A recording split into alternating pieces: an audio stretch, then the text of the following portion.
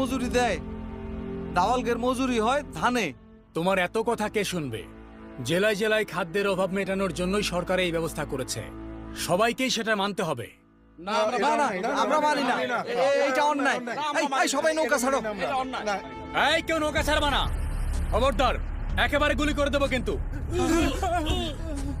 আমাদের দাবি মানতে হবে, মানতে হবে, আমাদের দাবি মানতে হবে, মানতে হবে, আমাদের দাবি মানতে হবে, মানতে হবে, আমাদের দাবি মানতে হবে, মানতে হবে।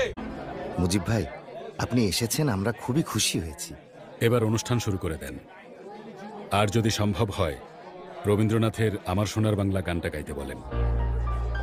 আমার সোনার বাংলা, আমি তোমায় ভালোবাসি।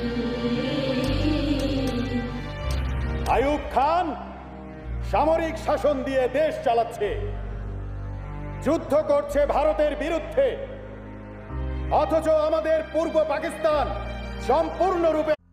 আজ দুঃখ ভারাক্রান্ত মন নিয়ে আপনাদের সামনে হাজির হয়েছি।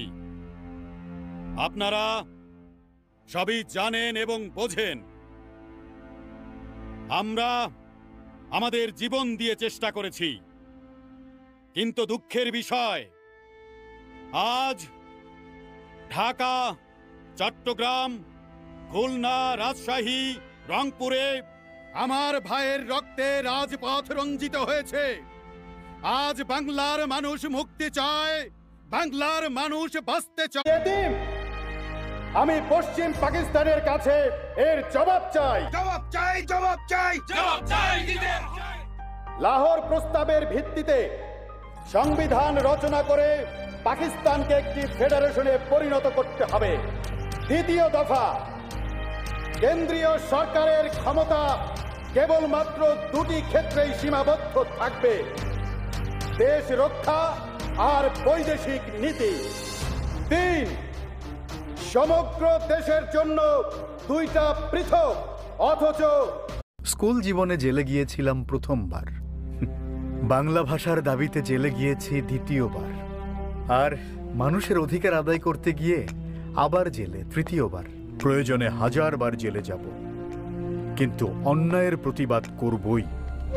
এর কিছুদিন পর গঠিত হয় নতুন রাজনৈতিক দল আওয়ামী মুসলিম লীগ। সভাপতি মাওলানা ভাসানী, আমি জয়েন্ট সেক্রেটারি, কিন্তু আমি তো জেলে।